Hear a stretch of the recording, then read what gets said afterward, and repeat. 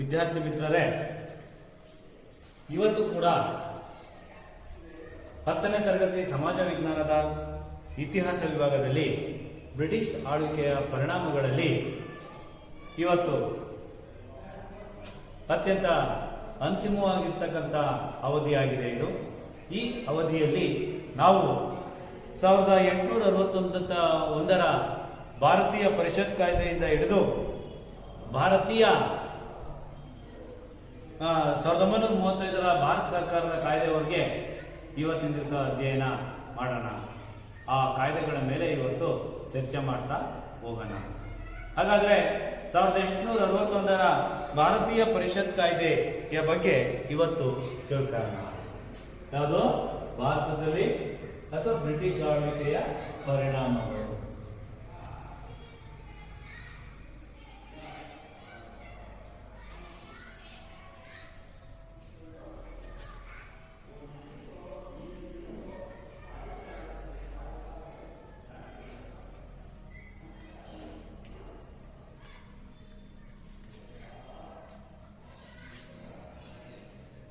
ಸಾವಿರದ 1861ರ ಭಾರತೀಯ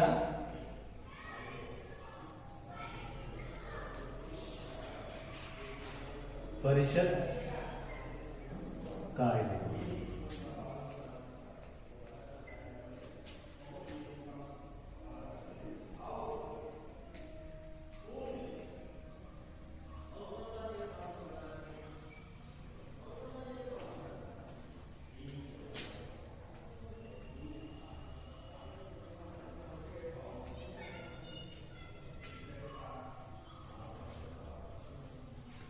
ಈ ಭಾರತೀಯ ಪರಿಷತ್ ಕಾಯ್ದೆಯ ಒಂದು ಪ್ರಮುಖ ಅಂಶ ಅಂತಂದ್ರೆ, ಈ ಭಾರತೀಯ ಪರಿಷತ್ ಕಾಯ್ದೆಯನ್ನ ಯಾಕೆ ಜಾರಿಗೆ ತಂದ್ರಪ್ಪ ಅಂತಂದ್ರೆ, ಏನು 1857ರ ಘಟನೆ ಇತ್ತು, ಸಿಪಾಯಿ ದಂಗೆ. ಈ ಸಿಪಾಯಿ ದಂಗೆಯ ನಂತರ ಈ ಒಂದು ಕಾಯ್ದೆಯನ್ನ ಜಾರಿಗೆ ತರ್ತಾರೆ. ಈ ಕಾಯ್ದೆ ಮೂಲಕ ಬ್ರಿಟಿಷರು ಭಾರತೀಯರಿಗೆ ನೀಡಿದಂತ ಒಂದು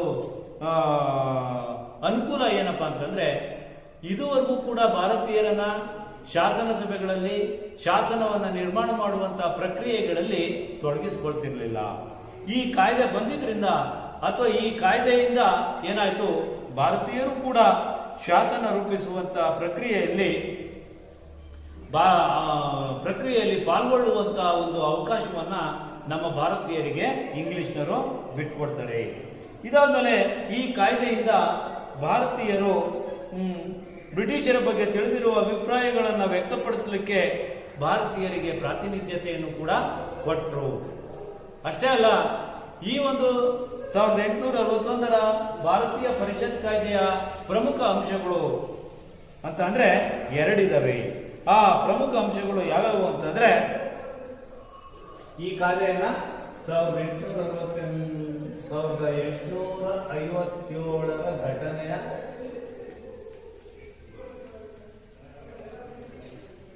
ನಂತರ ಜಾರಿಗೊಳಿಸಿದೆ. 1857ರ ಘಟನೆಯ ನಂತರ ಜಾರಿಗೊಳಿಸಿದ ಕಾಯ್ದೆಗಳಲ್ಲಿ 1861ರ ಭಾರತೀಯ ಪರಿಷತ್ ಕಾಯ್ದೆ ಪ್ರಮುಖವಾದದ್ದು, ಜಾರಿಗೊಳಿಸಿದೆ. ಈ ಕಾಯ್ದೆಯಲ್ಲಿ ಏನ್ ಮಾಡಿದ್ರಪ್ಪ ಅಂತಂದ್ರೆ, ಭಾರತೀಯರಿಗೂ ಶಾಸನಗಳನ್ನ ರಚನೆ ಮಾಡುವಂತಹ ಪ್ರಕ್ರಿಯೆಗಳಲ್ಲಿ, ಶಾಸನ ಸಭೆಗಳಲ್ಲಿ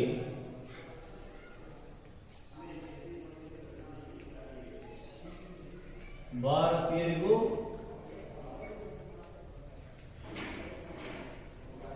ಶಾಸನ ರಚಿಸುವ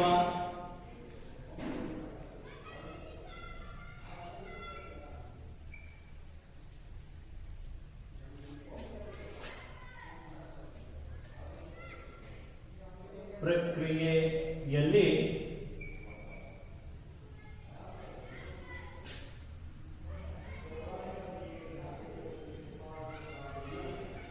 ಅವಕಾಶವನ್ನ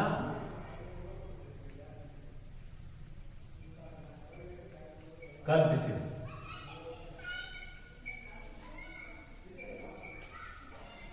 ಹಾಗಾದ್ರೆ ಈ ಶಾಸನದ ಪ್ರಮುಖ ಅಂಶಗಳು ಎರಡಿದ್ದಾವೆ ಅಂತ ಹೇಳಿದ್ನಲ್ಲ, ಆ ಒಂದು ಪ್ರಮುಖ ಅಂಶಗಳು ಯಾವ್ಯಾವಪ್ಪ ಅಂತಂದ್ರೆ ವೈಸ್ರಾಯ್ ಕೌನ್ಸಿಲ್ಗೆ ಭಾರತೀಯರನ್ನು ಕೂಡ ಅಧಿಕಾರೇತರ ಸದಸ್ಯರನ್ನಾಗಿ ನಾಮಕರಣ ಮಾಡಲಾಯಿತು. ಒಂದನೇ ಪ್ರಮುಖ ಅಂಶ ವೈಸ್ರಾಯ್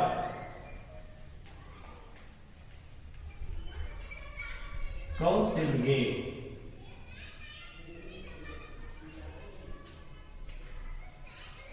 ಕೌನ್ಸಿಲ್ ಅಂತಂದ್ರೆ ಸಭೆ, ವೈಸ್ರಾಯ್ ಸಭೆಗೆ ಭಾರತೀಯರನ್ನು ಕೂಡ ಅಧಿಕಾರೇತರ ಸದಸ್ಯರನ್ನಾಗಿ ನೇಮಕ ಮಾಡಿದರು.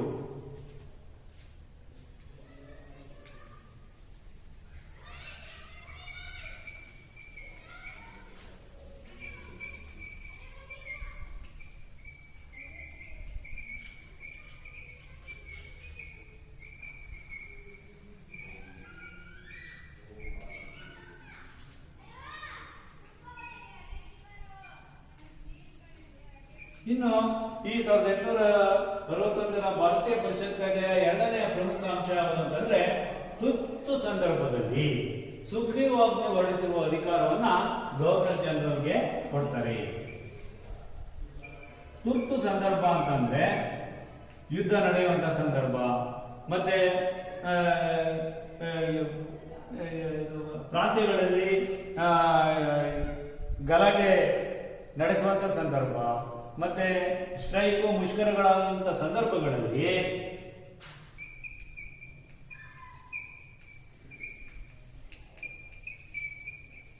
ಸುಗ್ರೀವಾಜ್ಞೆಯನ್ನ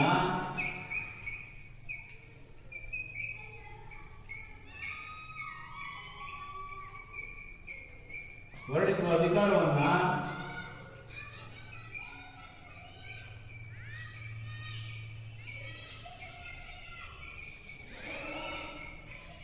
ಗವರ್ನರ್ ಜನರಲ್ಗೆ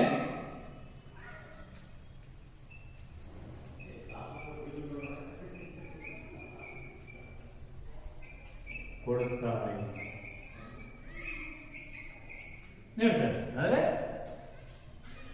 ಈಗ ನಮ್ಮ ಭಾರತದಲ್ಲಿ ಏನಾದ್ರೂ ಯುದ್ಧ ನಡೆದ್ರೆ, ನಮ್ಮ ಭಾರತದಲ್ಲಿ ಏನಾದ್ರೂ ಗಲಾಟೆಗಳು ಎಮರ್ಜೆನ್ಸಿ ಡಿಕ್ಲೇರ್ ಆದ್ರೆ ಏನು ನಾವು ಡಿಸಿಗಳಿಗೆ ಆ ಒಂದು ಅಶಾಂತಿಯನ್ನ ನಿವಾರಣೆ ಮಾಡಿ ಶಾಂತಿ ಸುವ್ಯವಸ್ಥೆಯನ್ನು ಕಲಿಸಲಿಕ್ಕೆ ಸುಗ್ರೀವಾಜ್ಞೆ ಹೊರಡಿಸಲಿಕ್ಕೆ ಅಧಿಕಾರವನ್ನು ಕೊಟ್ಟಿದ್ದೀವಿ. ಅಂತ ಅಧಿಕಾರವನ್ನ ಬ್ರಿಟಿಷರು ಗವರ್ನರ್ ಜನರಲ್ಗೆ ನೀಡಿದರು. ಇದು ಈ ಕಾಯ್ದೆಯ ಪ್ರಮುಖ ಅಂಶಗಳು. ಇದಾದ್ಮೇಲೆ ನೆಕ್ಸ್ಟ್ ಮತ್ತೊಂದು ಭಾರತೀಯ ಪರಿಷತ್, ಒಟ್ಟು ಸುಮಾರು 5 ಭಾರತೀಯ ಪರಿಷತ್ ಕಾಯ್ದೆಗಳಿದ್ದಾವೆ. ಆ 5 ಭಾರತೀಯ ಪರಿಷತ್ ಕಾಯ್ದೆಗಳಲ್ಲಿ 1861ರ ಭಾರತೀಯ ಪರಿಷತ್ ಕಾಯ್ದೆ 1, ಮತ್ತೆ ನೆಕ್ಸ್ಟ್ 1892ರ ಭಾರತೀಯ ಪರಿಷತ್ ಕಾಯ್ದೆ, 1892ರ ಭಾರತೀಯ ಪರಿಷತ್ ಕಾಯ್ದೆ.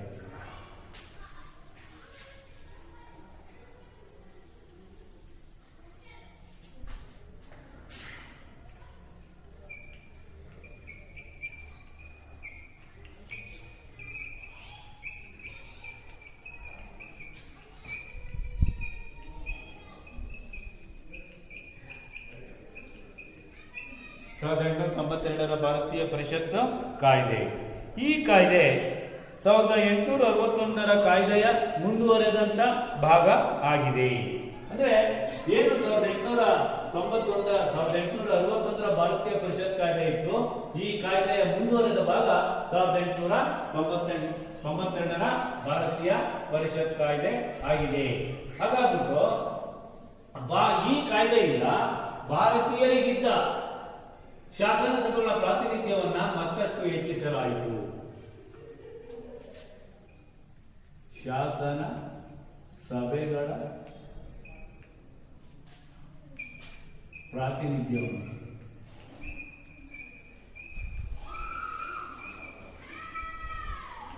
ಏನು ಭಾರತೀಯರಿಗಿದ್ದ ಶಾಸನ ಸಭೆಗಳ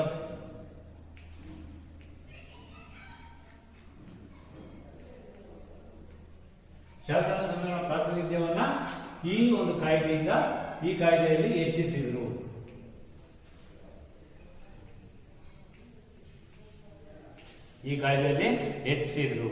ಅಷ್ಟೇ ಅಲ್ಲ, ಈ ಒಂದು ಕಾಯ್ದೆಯಲ್ಲಿ 1892ರ ಭಾರತೀಯ ಪರಿಷತ್ ಕಾಯ್ದೆಯಲ್ಲಿ ಕಾಂಗ್ರೆಸ್ ಸಂಘಟನೆ ಬ್ರಿಟಿಷ್ ಆಡಳಿತದ ಬಗ್ಗೆ ತಳೆದ ವಿಮರ್ಶಾತ್ಮಕ ನಿಲುವಿನಲ್ಲಿ ಅಂದ್ರೆ ಈ ಒಂದು 1892ರ ಕಾಯ್ದೆಯಲ್ಲಿ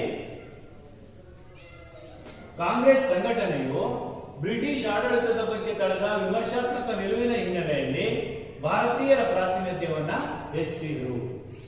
ಇದಿಷ್ಟು 1892ರ ಭಾರತೀಯ ಪರಿಷತ್ ಕಾಯ್ದೆದು. ಇದಾದ್ಮೇಲೆ ಈ ಒಂದು 1892ರ ಭಾರತೀಯ ಪರಿಷತ್ ಕಾಯ್ದೆಯ ಪ್ರಮುಖ ಅಂಶಗಳು. ಆ ಪ್ರಮುಖ ಅಂಶಗಳು ಯಾವ್ಯಾವಪ್ಪ ಅಂತಂದ್ರೆ, ಕೇಂದ್ರ ಹಾಗೂ ಪ್ರಾಂತೀಯ ಶಾಸನ ಸಭೆಗಳಲ್ಲಿ ಸದಸ್ಯರ ಸಂಖ್ಯೆಯನ್ನ ಹೆಚ್ಚಿಸಲಾಯಿತು. ಕೇಂದ್ರ ಹಾಗೂ ಪ್ರಾಂತೀಯ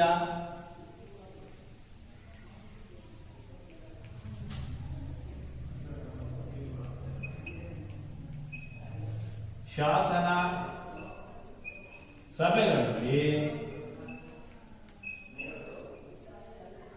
ಕೇಂದ್ರ ಹಾಗೂ ಪ್ರಾಂತೀಯ ಶಾಸನ ಸಭೆಗಳಲ್ಲಿ ಸದಸ್ಯರ ಸಂಖ್ಯೆಯನ್ನ ಹೆಚ್ಚಿಸಲಾಯಿತು.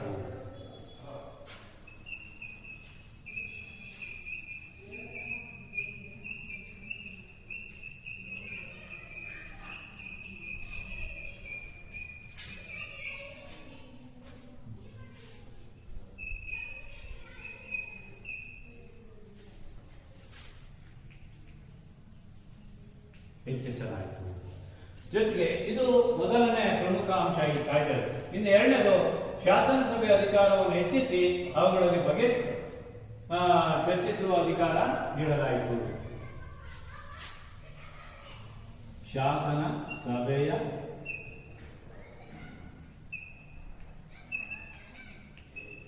ಅಂದ್ರೆ ಶಾಸನ ಸಭೆಯಲ್ಲಿದ್ದಂತ ಅಧಿಕಾರಗಳನ್ನ ಜಾಸ್ತಿ ಮಾಡಿ ಹೆಚ್ಚಿಸಿ.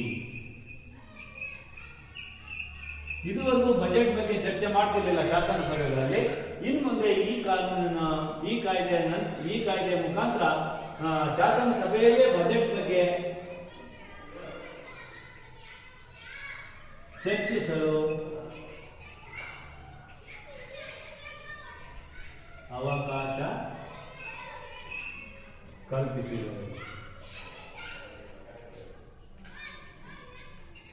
ಅವಕಾಶ ಕಲ್ಪಿಸಿದರು.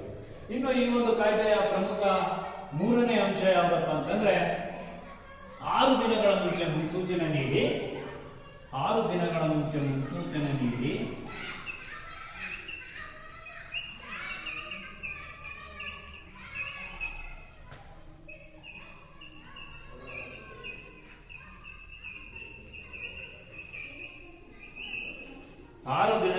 ಮುನ್ಸೂಚನೆಯನ್ನು ನೀಡಿ ಏನ್ ಮಾಡ್ಬೇಕಾಗಿತ್ತಪ್ಪ ಅಂತಂದ್ರೆ,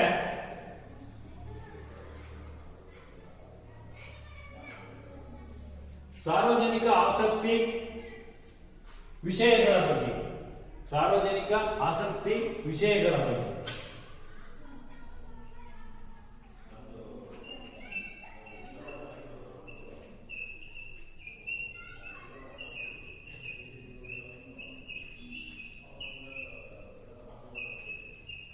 ಸರ್ಕಾರವನ್ನ ಪ್ರಶ್ನೆ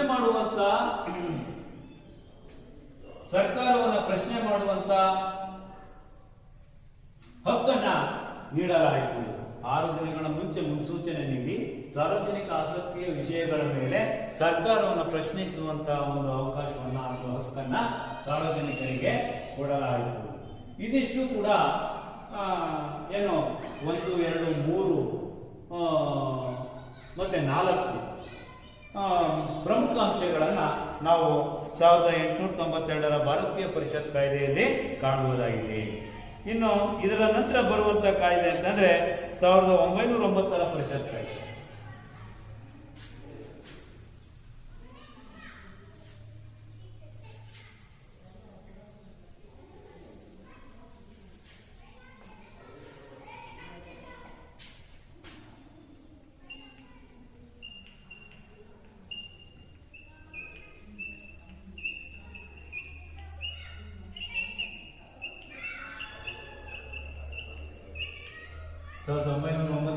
ಪರಿಷತ್ ಕಾಯ್ದೆ.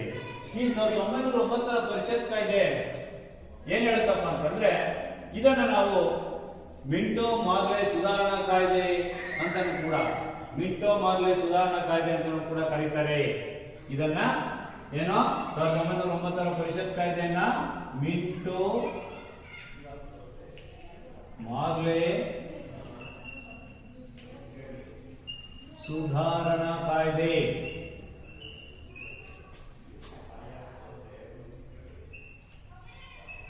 ಅಂತಂದೇಳಿ ಕರೀತಾರೆ. ಯಾಕಪ್ಪ ಆ ರೀತಿ ಮಿಂಟೋ ಮಾರ್ಲೆ ಸುಧಾರಣಾ ಕಾಯ್ದೆ ಅಂತಂದೇಳಿ ಕರೀತಾರೆ ಅಂತಂದ್ರೆ, ಲಾರ್ಡ್ ಮಿಂಟೋ ಭಾರತದ ವೈಸ್ರಾಯ್ ಆಗಿದ್ರು. ಅದ್ರ ಜೊತೆಗೆ ಲಾರ್ಡ್ ಮಿಂಟೋ ಭಾರತದ ವೈಸ್ರಾಯ್ ಆಗಿದ್ರು.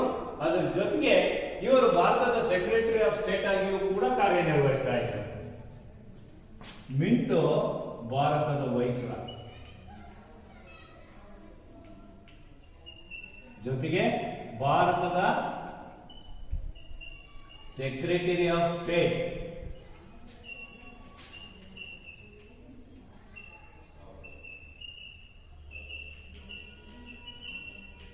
ಆಗಿಯೂ ಕಾರ್ಯನಿರ್ವಹಿಸ್ತಾ ಇದ್ದಿದ್ದರಿಂದ ಅವರು ಈ ಒಂದು ಕಾಯ್ದೆಯನ್ನು ಜಾರಿಗೆ ತಂದಿದ್ರಿಂದ ಮಿಂಟೋ ಮಾರ್ಲೆ ಸುಧಾರಣೆ ಕಾಯ್ದೆಯನ್ನು ಕೂಡ 1909 ಪರಿಷತ್ ಕಾಯ್ದೆಗೆ ಕರೀತಾರೆ.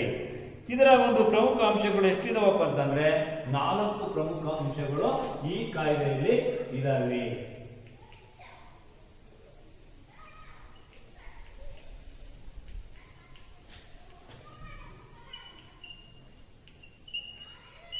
ನಾಲ್ಕು ಪ್ರಮುಖ ಅಂಶಗಳಿವೆ.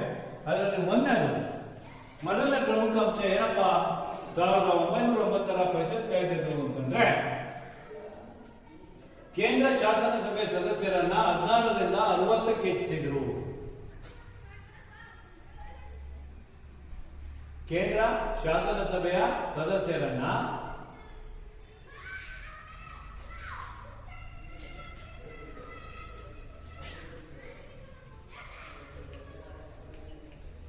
ಶಾಸನ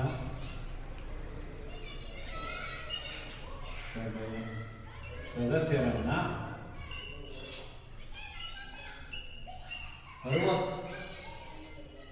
16 ಸದಸ್ಯರಿಂದ 60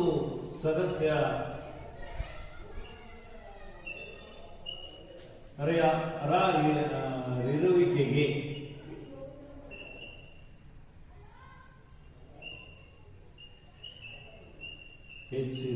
ಹೆಚ್ಚಿಸಲಾಯಿತು.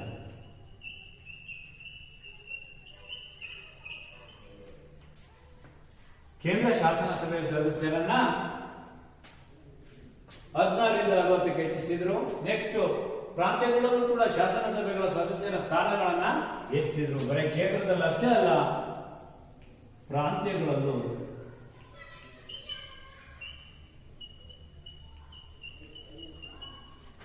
ಶಾಸನ ಸಭೆಯ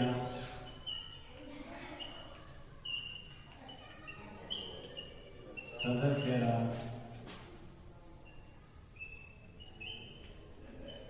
ಸ್ಥಾನಗಳನ್ನು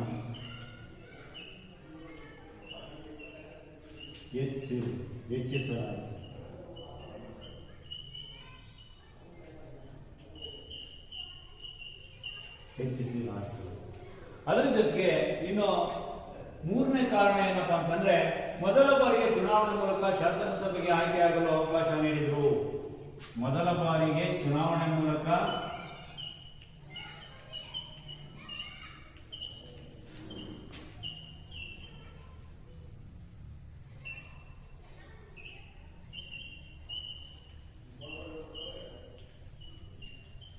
ಶಾಸನಸಭೆಗೆ ಆಯ್ಕೆಯಾಗುವ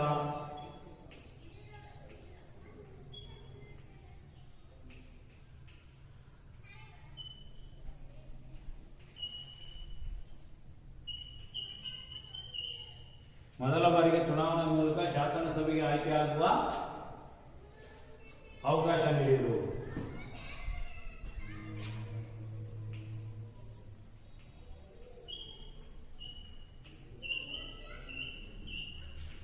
ಇನ್ನು 4ನೇ ನಿಯಮ, ಲಾಸ್ಟ್ ಈ ಕಾಯ್ದೆಯ ಪ್ರಮುಖ ಅಂಶಗಳಲ್ಲಿ 4ನೇ ಅಂಶ, ಮುಸ್ಲಿಮರಿಗೆ ಪ್ರತ್ಯೇಕ ರಾಜಕೀಯ ಪ್ರಾತಿನಿಧ್ಯತ್ವ. ಮುಸ್ಲಿಮರಿಗೆ ಪ್ರತ್ಯೇಕ ರಾಜಕೀಯ ಪ್ರಾತಿನಿಧ್ಯ ನೀಡುವಂತಹ ಪ್ರತ್ಯೇಕ ಚುನಾವಣಾ ಮತಗಟ್ಟೆ ವ್ಯವಸ್ಥೆಯನ್ನ ಜಾರಿಗೆ ತಂದಿದೆ. ಮುಸ್ಲಿಮರಿಗೆ ಪ್ರತ್ಯೇಕ ಚುನಾವಣಾ ಮತಗಟ್ಟೆ.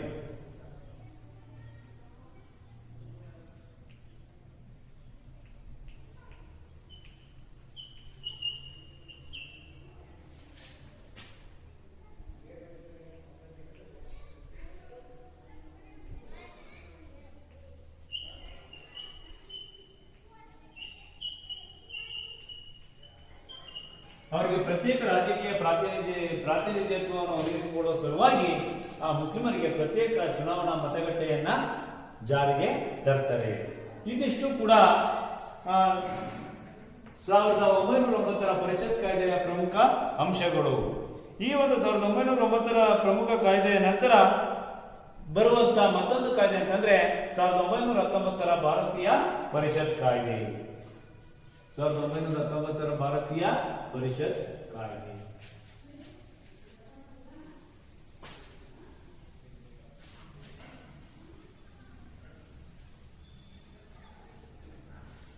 ಈ 1919 ಭಾರತೀಯ ಪರಿಷತ್ ಕಾಯ್ದೆ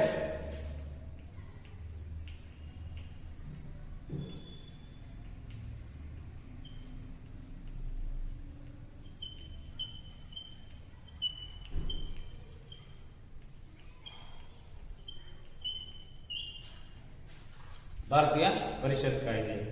ಈ ಕಾಯ್ದೆಯನ್ನ ಮಾಂಟೆಗೋ ಚೆಮ್ಸ್ಫರ್ಡ್ ಕಾಯ್ದೆ ಅಂತ ಕರೀತಾರೆ. ಮಾಂಟೆಗೋ ಚೆಮ್ಸ್ಫರ್ಡ್ ಕಾಯ್ದೆ.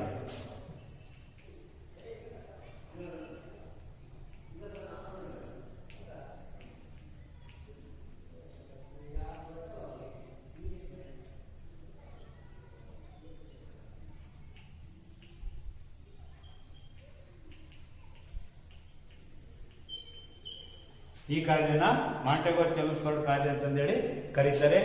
ಈ ಕಾಯ್ದೆ ಮೊದಲನೆಯ ಮಹಾಯುದ್ಧದ ಸಂದರ್ಭದಲ್ಲಿ ಭಾರತೀಯರನ್ನ ಯುದ್ಧದಲ್ಲಿ ಬ್ರಿಟಿಷರು ತಮ್ಮ ಪರವಾಗಿ ಭಾಗವಹಿಸಲು ಪ್ರೇರೇಪಿಸಿದ ಹಿನ್ನೆಲೆಯಲ್ಲಿ ಈ ಕಾಯ್ದೆ ಜಾರಿಗೆ ಬರುತ್ತೆ.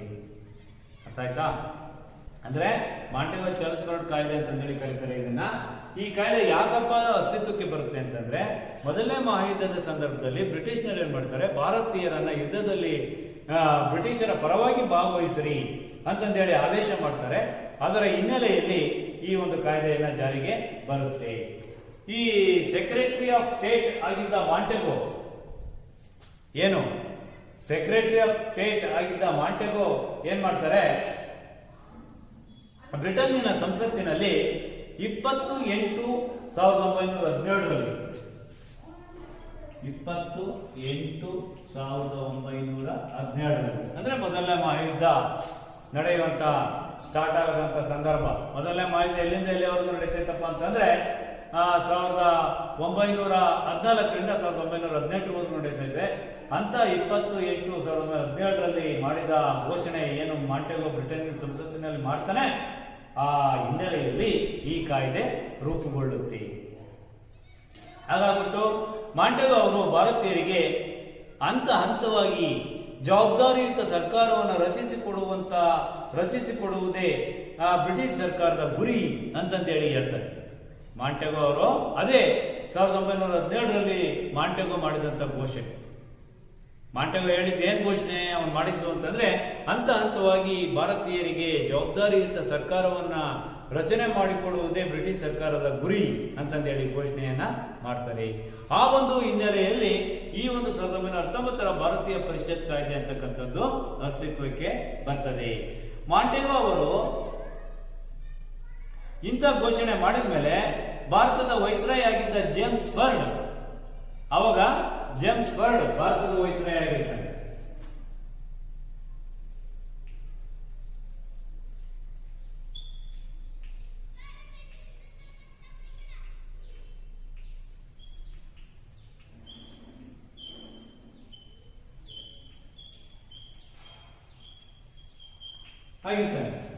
ಆ ಜೇಮ್ಸ್ ಫರ್ಡ್ ಭಾರತದ ವೈಸ್ರಾಯ್ ಆಗಿದ್ದನು ಮಾಂಟೆಗೋ ಮಾಡಿದಂತ ಘೋಷಣೆಗೆ ಸಂಪೂರ್ಣವಾಗಿರ್ತಕ್ಕಂಥ ಬೆಂಬಲವನ್ನ ಕೊಡ್ತಾನೆ. ಅದಾದ್ಮೇಲೆ ಇದರ ಪರಿಣಾಮವಾಗಿ 1919 ಭಾರತೀಯ ಪರಿಷತ್ ಕಾಯ್ದೆ ಜಾರಿಗೆ ಬಂತು. ಅಂತಂದೇಳಿ ನಾವು ತಿಳ್ಕೊಂಡಿದ್ದೀವಿ. ಇದಾದ್ಮೇಲೆ 1919 ಭಾರತೀಯ ಪರಿಷತ್ ಕಾಯ್ದೆಯ ಪ್ರಮುಖ ಅಂಶಗಳು ಎಷ್ಟಿದಾವಪ್ಪ ಅಂತಂದ್ರೆ 6 ಪ್ರಮುಖ ಅಂಶಗಳಿದಾವೆ. ಅದರಲ್ಲಿ ಮೊದಲನೇ ಪ್ರಮುಖ ಅಂಶ ಯಾವ್ದಪ್ಪ ಅಂತಂದ್ರೆ ಕೇಂದ್ರದಲ್ಲಿ ದ್ವಿಸದನ ಶಾಸಕಾಂಗ ರಚನೆಗೆ ಅವಕಾಶ ನೀಡಿದರು. ದ್ವಿಸದನ ಶಾಸಕಾಂಗ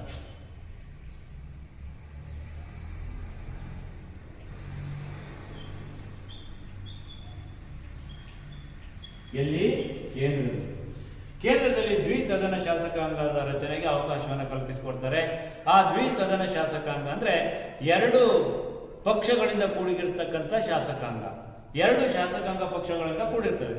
ಒಂದು ಮೇಲ್ಮನೆ ಶಾಸಕಾಂಗ, ಇನ್ನೊಂದು ಕೆಳಮನೆ ಶಾಸಕಾಂಗ. ಆ ಶಾಸಕಾಂಗ ಪಕ್ಷಗಳಿಗೆ ಮತ್ತೊಂದು ಹೆಸರಿದೆ, ಶಾಸಕಾಂಗ ಸಭೆ ಮತ್ತು ರಾಜ್ಯಗಳ ಪರಿಷತ್ತು. ಶಾಸಕಾಂಗ ಸಭೆ ಮತ್ತು 2 ದ್ವಿಸದನ ಶಾಸಕಾಂಗ ಅಂತಾರಲ್ಲ, ಅದರಲ್ಲಿ ಒಂದು ಸದನಕ್ಕೆ ಶಾಸಕಾಂಗ ಸಭೆ ಅಂತ ಕರೆದ್ರೆ,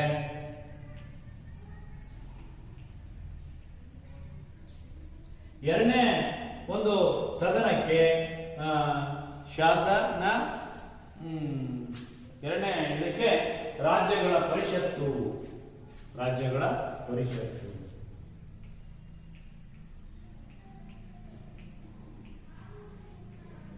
ಏನ್ ಇವಾಗ ನಾವು ಹೇಳ್ತೀವಲ್ಲ, ವಿಧಾನಸಭೆ ವಿಧಾನ ಪರಿಷತ್ತು ಅಂತ, ಶಾಸಕಾಂಗ ಮತ್ತೆ ಕಾರ್ಯಾಂಗ ಅಂತ ಹೇಳ್ತೀವಲ್ಲ, ಅಂತಹ ಒಂದು ಸಭೆಗಳು. ಈ ಶಾಸಕಾಂಗ ಸಭೆಯನ್ನ ಇದನ್ನ ಮೇಲ್ಮನೆ ಅಂತ ಕರೆದ್ರೆ, ಶಾಸಕಾಂಗ ಸಭೆಯನ್ನ ಮೇಲ್ಮನೆ ಅಂತ ಕರೆದ್ರೆ, ರಾಜ್ಯಗಳ ಪರಿಷತ್ತನ್ನ ಕೆಳಮನೆ ಅಂತ ಕರೀತಾರೆ. ಇವತ್ತು ನಮ್ಮ ಇಂಡಿಯಾದಾಗೆ ಪ್ರಸ್ತುತ ನಡೀತಾ ಇರ್ತಕ್ಕಂಥ ಇದರಲ್ಲಿ ಮೇಲ್ಮನೆ ಕೆಳಮನೆ ಯಾವುದು? ಲೋಕಸಭೆ ಮೇಲ್ಮನೆ, ಮತ್ತೆ ಶಾಸನ ಸಭೆ ಕೆಳಮನೆ, ವಿಧಾನಸಭೆ ಮೇಲ್ಮನೆ, ವಿಧಾನ ಪರಿಷತ್ತು ಕೆಳಮನೆ. ಹೀಗೆ ಇವತ್ತು ಕೂಡ ಇಂಥ ಒಂದು ದ್ವಿಸದನ ಶಾಸಕಾಂಗ ಪದ್ಧತಿ ನಮ್ಮಲ್ಲಿ ಇರೋದನ್ನ ನಾವು ಕಾಣಬಹುದಾಗಿದೆ. ಇಂಥ ಒಂದು ಅವಕಾಶ ಅಂತಕ್ಕಂಥದ್ದು 1919 ಭಾರತೀಯ ಪರಿಷತ್ ಕಾಯ್ದೆಯಲ್ಲಿ ಅಸ್ತಿತ್ವಕ್ಕೆ ಬಂತು. ಇದಾದ್ಮೇಲೆ ಎರಡನೇ ಒಂದು ಪ್ರಮುಖ ಅಂಶ ಈ ಕಾಯ್ದೆದು ಅಂತಂದ್ರೆ ಯಾವುದು? 1919 ಭಾರತೀಯ ಪರಿಷತ್ ಕಾಯ್ದೆದು ಪ್ರಾಂತ್ಯಗಳಲ್ಲೂ ಕೂಡ ದ್ವಿಸರ್ಕಾರ ಪದ್ಧತಿಗೆ ಅವಕಾಶ ನೀಡಿದರು. ಪ್ರಾಂತ್ಯಗಳಲ್ಲೂ ಕೂಡ ದ್ವಿಸರ್ಕಾರ ಪದ್ಧತಿ.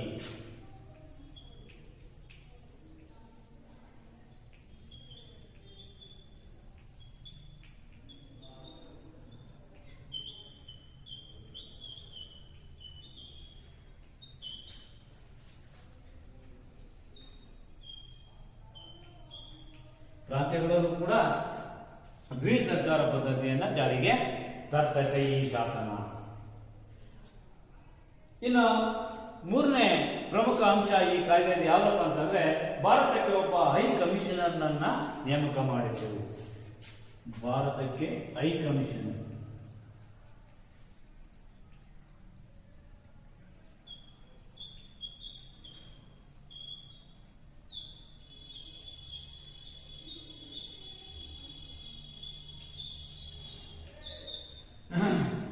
ಭಾರತಕ್ಕೆ ಒಬ್ಬ ಹೈ ಕಮಿಷನರ್ ಅನ್ನ ನೇಮಕ ಮಾಡಲಾಯಿತು. ಇನ್ನು ನಾಲ್ಕನೇ ಪ್ರಮುಖ ಅಂಶ ಏನು ಈ ಕಾಯ್ದೆದು ಅಂತಂದ್ರೆ,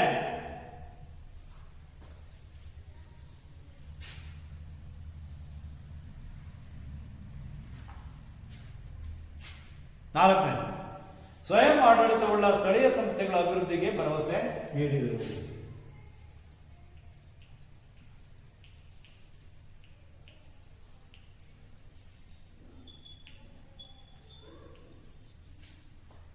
ಸ್ವಯಂ ಆಡಳಿತ ಸ್ಥಳೀಯ ಸಂಸ್ಥೆಗಳ ಅಭಿವೃದ್ಧಿಗೆ.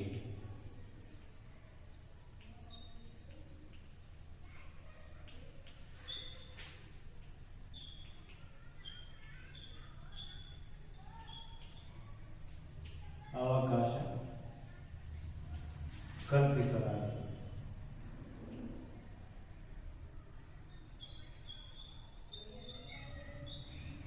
ಈ ಸ್ವಯಂ ಆಡಳಿತವುಳ್ಳ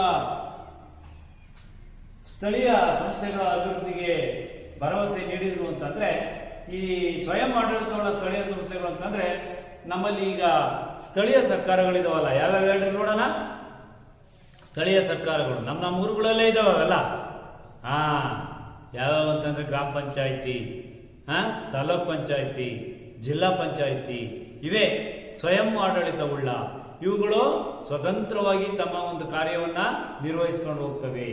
ಯಾರ ಒಂದು ನಿಯಂತ್ರಣ, ಮೇಲ್ವಿಚಾರಣೆ, ನಿರ್ದೇಶನ ಏನು ಇಲ್ದಲೇನೆ ಇವು ಮಾಡ್ಕೊಂಡು ಹೋಗುತ್ತವೆ. ಅಂತವುಗಳನ್ನ ಸ್ವಯಂ ಆಡಳಿತವುಳ್ಳ ಸ್ಥಳೀಯ ಸಂಸ್ಥೆಗಳ ಒಂದು ಅಭಿವೃದ್ಧಿಗೆ ಭರವಸೆಯನ್ನ ನೀಡಿದರು. ಇವು ಅಂದ್ರೆ ಸ್ವಯಂ ಆಡಳಿತ ಅಂದ್ರೆ ಪ್ರಜಾಪ್ರಭುತ್ವ ಪದ್ಧತಿ. ರಾಜ್ಯ ಸರ್ಕಾರ, ಕೇಂದ್ರ ಸರ್ಕಾರ ಇವೆಲ್ಲವುಗಳು ಮೇಲ್ವಿಚಾರಣೆ ಮಾಡ್ತಿರ್ತವೆ. ಆದ್ರೆ ಯಾರ ಒಂದು ಪ್ರಭಾವಕ್ಕೂ ಇವು ಒಳಗಾಗದಲ್ಲೇನೆ ಆಳ್ವಿಕೆಯನ್ನ ಮಾಡ್ಕೊಂಡು ಹೋಗುವಂತ ಕೆಲಸವನ್ನ ಮಾಡ್ತವೆ.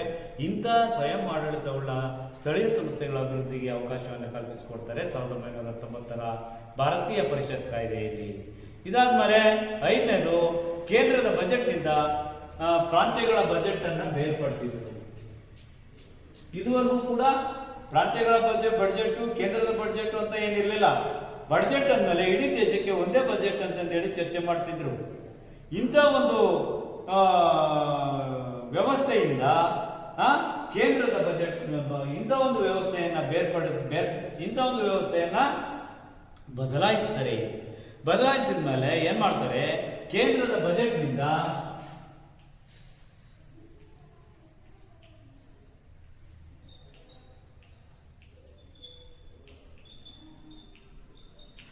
ಪ್ರಾಂತ್ಯಗಳ ಬಜೆಟ್ ಅನ್ನ ಬೇರ್ಪಡಿಸಿದರು.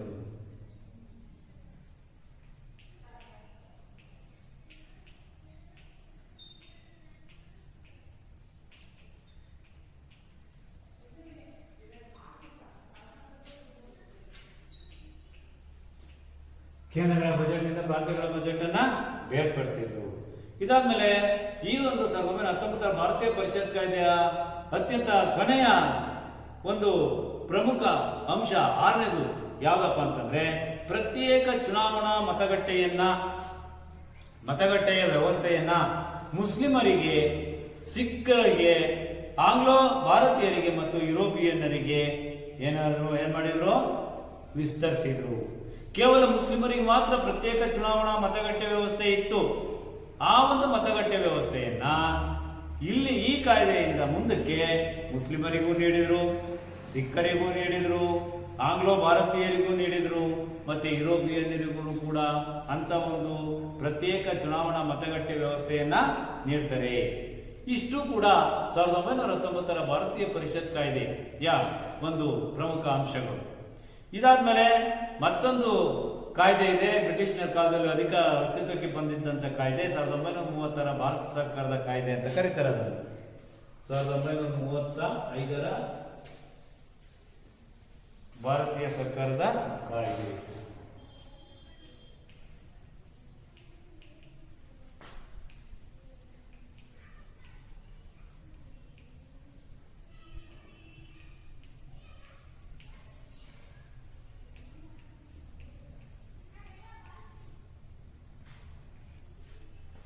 ಸಾವಿರದ 1935ರ ಭಾರತೀಯ ಸರ್ಕಾರದ ಕಾಯ್ದೆ. ಈ ಕಾಯ್ದೆ ಭಾರತೀಯ ಸಂವಿಧಾನದ ರಚನೆಗೆ ಭದ್ರ ಬುನಾದಿಯಾಗಿದೆ. ಭಾರತೀಯ ಸಂವಿಧಾನದ ರಚನೆಗೆ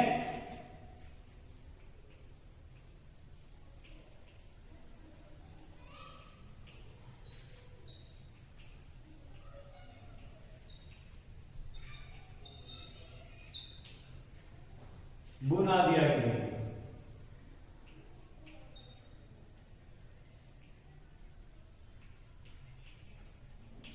ಈ ಒಂದು ಕಾಯ್ದೆ ಭಾರತೀಯ ಸಂವಿಧಾನ ರಚನೆಗೆ ಇದು ಬುನಾದಿಯಾಗಿದೆ. ಈ ಕಾಯ್ದೆ ಮೋತಿಲಾಲ್ ನೆಹರು ಅವರ ಅಧ್ಯಕ್ಷತೆಯಲ್ಲಿ ತಯಾರಾದ 1928ರ ವರದಿಯಿಂದ ರೂಪುಗೊಂಡಿದೆ. ಮೋತಿಲಾಲ್ ನೆಹರೂರವರ ಅಧ್ಯಕ್ಷತೆಯಲ್ಲಿ ತಯಾರಾದ 1928ರ ವರದಿಯೊಂದಿಗೆ ರೂಪುಗೊಂಡಿದೆ. ನೋಡಿ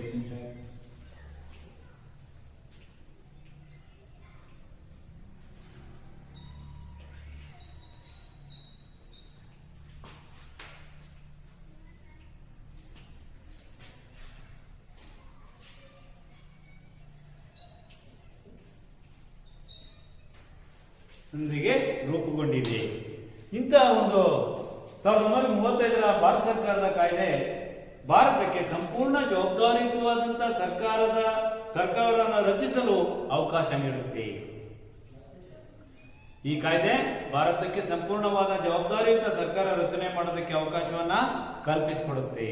ಹಾಗಾಗಿ ಇದು ಬ್ರಿಟಿಷ್ ಭಾರತದ ಪ್ರಾಂತ್ಯಗಳಿಗೆ ಮಾತ್ರ ಸೀಮಿತವಾಗದೆ, ಅಂದ್ರೆ ಇದು ಭಾರತದಲ್ಲಿನ ಬ್ರಿಟಿಷರ ಪ್ರಾಂತ್ಯಗಳು ಏನಿದ್ವು ಆ ಪ್ರಾಂತ್ಯಗಳಿಗೆ ಮಾತ್ರ ಸೀಮಿತವಾಗದೆ ಇಡೀ ದೇಶದಾದ್ಯಂತ ಇರುವ ಎಲ್ಲ ಪ್ರಾಂತ್ಯಗಳಿಗೂ ಕೂಡ ಅನ್ವಯವಾಗುವ ಅಂಶವನ್ನೇ ಒಳಗೊಂಡಿದ್ದಿತು. ಅನ್ವಯವಾಗುವಂತಹ ಅಂಶಗಳನ್ನ ಒಳಗೊಂಡಿದ್ದಿತು. ಹಾಗಾಗ್ಬಿಟ್ಟು ಈ ಒಂದು ಕಾಯ್ದೆಯನ್ನ ನಾವು ಭಾರತೀಯ ಸಂವಿಧಾನದ ರಚನೆಗೆ ಭದ್ರ ಬುನಾದಿಯಾಗಿದೆ ಅಂತಂದೇಳಿ ಹೇಳಬಹುದಾಗಿದೆ. ಯಾಕಪ್ಪ ಅಂತಂದ್ರೆ ಇದರಿಂದ ಭಾರತೀಯರಿಗೆ ಜವಾಬ್ದಾರಿಯುತವಾಗಿರ್ತಕ್ಕಂಥ ಸರ್ಕಾರ ರಚನೆ ಮಾಡೋದಕ್ಕೆ ಅವಕಾಶ ಸಿಕ್ತು.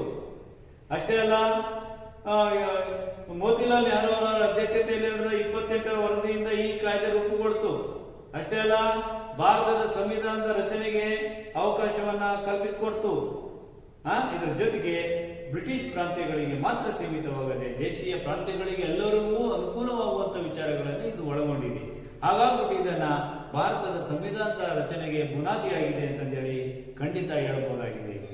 ಇದಾದ್ಮೇಲೆ 1935ರ ಭಾರತ ಸರ್ಕಾರದ ಕಾಯ್ದೆಯ ಪ್ರಮುಖ ಅಂಶಗಳು ಯಾವ್ಯಾವು ಅನ್ನೋದನ್ನ ನಾವು ನೋಡಿದಾಗ, ಒಂದನೇ ಪ್ರಮುಖ ಅಂಶ ಬ್ರಿಟಿಷ್ ಪ್ರಾಂತ್ಯಗಳ ನೋಡ್ರಿ 1935ರ ಭಾರತೀಯ ಸರ್ಕಾರದ ಕಾಯ್ದೆಯ ಪ್ರಮುಖ ಒಂದನೇ ಅಂಶ ಬ್ರಿಟಿಷ್ ಪ್ರಾಂತ್ಯಗಳ ಮತ್ತು ದೇಶೀಯ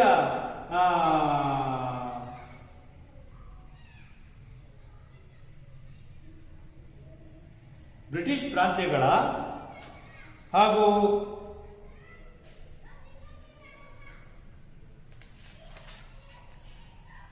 ಬ್ರಿಟಿಷ್ ಪ್ರಾಂತ್ಯಗಳ ಹಾಗೂ ದೇಶೀಯ ಸಂಸ್ಥಾನಗಳು ಹಾಗೂ ಆಶ್ರಿತ ರಾಜರುಗಳನ್ನೊಳಗೊಂಡ ಬ್ರಿಟಿಷ್ ಪ್ರಾಂತ್ಯಗಳು, ದೇಶೀಯ ಸಂಸ್ಥಾನಗಳು ಹಾಗೂ ಆಶ್ರಿತ ರಾಜರುಗಳನ್ನೊಳಗೊಂಡ ಅಖಿಲ ಭಾರತ ಒಕ್ಕೂಟವನ್ನ ರಚನೆ ಮಾಡಿಕೊಳ್ಳೋದಕ್ಕೆ ಅವಕಾಶವನ್ನು ಕಲ್ಪಿಸಿಕೊಡ್ತು. ಇದು ಭಾರತದಲ್ಲಿ ಬರೀ ಬ್ರಿಟಿಷರಿಗೆ ಅನ್ವಯಿಸಲಿಲ್ಲ. ಬ್ರಿಟಿಷ್ ಪ್ರಾಂತ್ಯಗಳ, ದೇಶೀಯ ಸಂಸ್ಥಾನಗಳ, ಆಶ್ರಿತ ರಾಜರುಗಳನ್ನೊಳಗೊಂಡ ಎಲ್ಲರಿಗೂ ಕೂಡ ಭಾರತದಲ್ಲಿ ಒಂದು ರಾಜಕೀಯ ಒಕ್ಕೂಟವನ್ನ, ಅಖಿಲ ಭಾರತ ಒಕ್ಕೂಟವನ್ನ ರಚನೆ ಮಾಡಿಕೊಳ್ಳೋದಕ್ಕೆ ಅವಕಾಶವನ್ನ ಕಲ್ಪಿಸಿಕೊಡ್ತು. ಇನ್ನು ಎರಡನೇದೇನಪ್ಪ ಅಂತಂದ್ರೆ, ಕೇಂದ್ರದಲ್ಲಿ ದ್ವಿ ಸರ್ಕಾರವನ್ನ ಸ್ಥಾಪನೆ ಮಾಡುವುದು.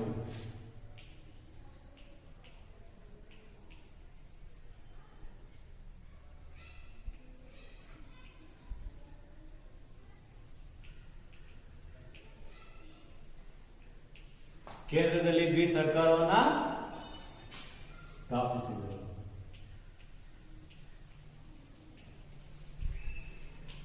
ಮೂರನೇ ಪಾಯಿಂಟ್ ಏನಪ್ಪಾ ಅಂತಂದ್ರೆ,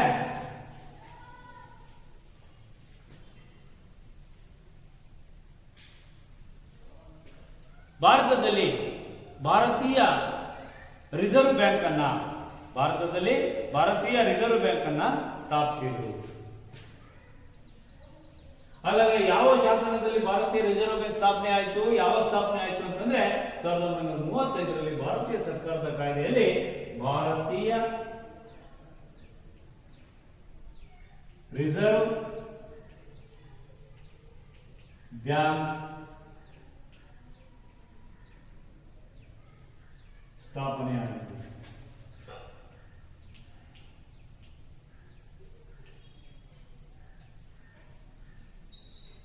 ಭಾರತೀಯ ರಿಸರ್ವ್ ಬ್ಯಾಂಕ್ ಸ್ಥಾಪನೆ ಆಯಿತು. ಇನ್ನು ಈ ಕಾಯ್ದೆಯಿಂದ ಪ್ರಾಂತ್ಯಗಳಲ್ಲಿ ದ್ವಿ ಸರ್ಕಾರ ಪದ್ಧತಿ ಏನು ಇತ್ತು ಅದನ್ನು ರದ್ದುಗೊಳಿಸಿ ಪ್ರಾಂತ್ಯಗಳಿಗೆ ಸ್ವಾಯತ್ತತೆ ನೀಡಿದರು. ಈ ಕಾಯ್ದೆಯಿಂದ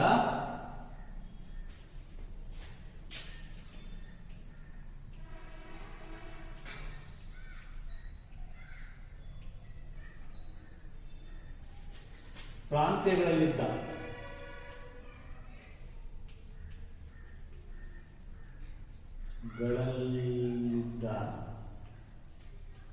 ದ್ವಿ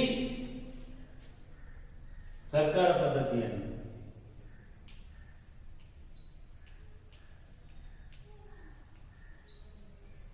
ಈ ಸರ್ಕಾರ ಪದ್ಧತಿಯನ್ನ ಪ್ರಾಂತ್ಯಗಳಲ್ಲಿ ಬ್ರಿಟಿಷರೇನೆ ಅಧಿಕಾರಕ್ಕೆ ತಂದಿದ್ರು. ಇಂಥ ಸರ್ಕಾರ ಪದ್ಧತಿಯನ್ನ ರದ್ದುಗೊಳಿಸಿ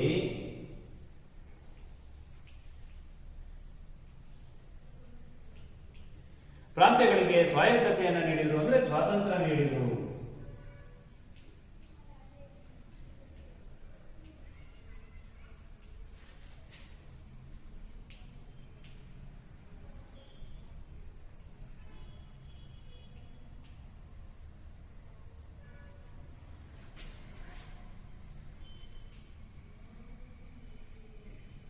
ಪ್ರಾಂತ್ಯಗಳಿಗೆ ಸ್ವಾಯತ್ತತೆಯನ್ನ ನೀಡ್ತವೆ.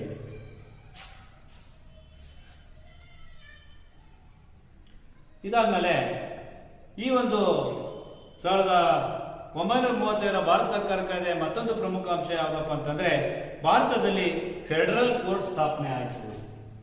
ಭಾರತದಲ್ಲಿ ಫೆಡರಲ್ ಕೋರ್ಟ್ ಸ್ಥಾಪನೆ ಆಯಿತು.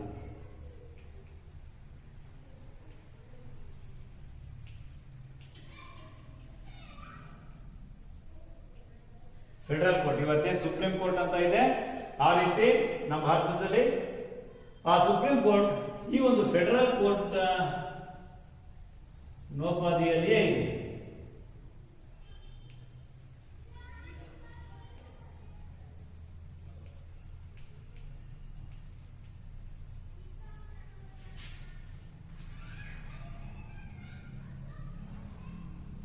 ಫೆಡರಲ್ ಕೋರ್ಟ್ ಸ್ಥಾಪನೆ ಆಯಿತು.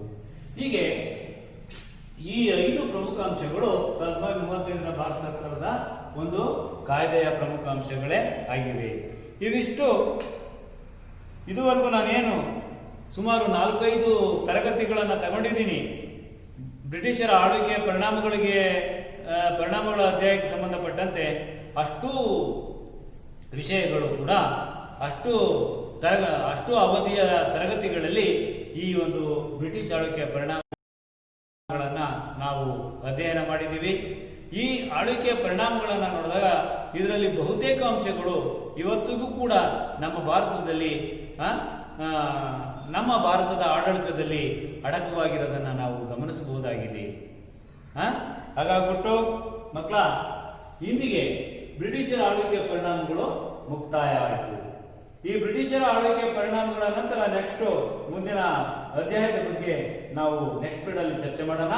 ಈಗ ಏನು 1861 ಭಾರತೀಯ ಪರಿಷತ್ ಕಾಯ್ದೆ, 1892 ಭಾರತೀಯ ಪರಿಷತ್ ಕಾಯ್ದೆ, 1909 ಭಾರತೀಯ ಪರಿಷತ್ ಕಾಯ್ದೆ, 1919 ಭಾರತೀಯ ಪರಿಷತ್ ಕಾಯ್ದೆ, 1935 ಭಾರತೀಯ ಸರ್ಕಾರದ ಕಾಯ್ದೆ ಏನಿದಾವೆ, 1, 2, 3, 4, 5 ಕಾಯ್ದೆಗಳೇನಿದ್ದಾವೆ, ಈ 5 ಕಾಯ್ದೆಗಳಿಗೆ ಸಂಬಂಧಪಟ್ಟಂತೆ ಹೋಮ್ವರ್ಕ್ ಅನ್ನ ಗೃಹಪಾಠವನ್ನ ತಗೊಳ್ಳಿ. ಗೃಹಪಾಠವನ್ನ ತಗೊಳ್ಳಿ.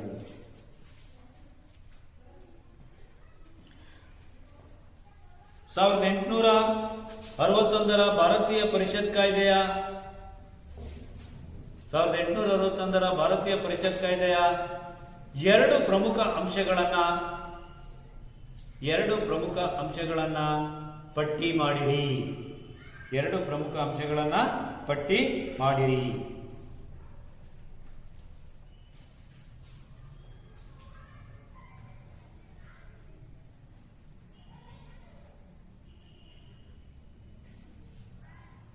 ಸಾವಿರದ 1892 2ನೇ ಗೃಹಪಾಠ. 1892 ಭಾರತೀಯ ಪರಿಷತ್ ಕಾಯ್ದೆ ಕಾಯ್ದೆಯಿಂದ ಭಾರತೀಯರಿಗಾದ ಅನುಕೂಲಗಳೇನೇವು? ಭಾರತೀಯರಿಗಾದ ಅನುಕೂಲಗಳಾವುವು? ಭಾರತೀಯರಿಗಾದ ಅನುಕೂಲಗಳಾವುವು?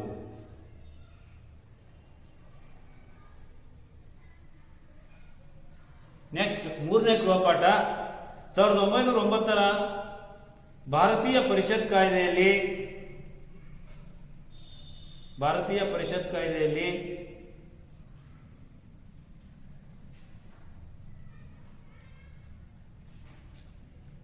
ಮುಸ್ಲಿಮರಿಗಾದ ಅನುಕೂಲವೇನು?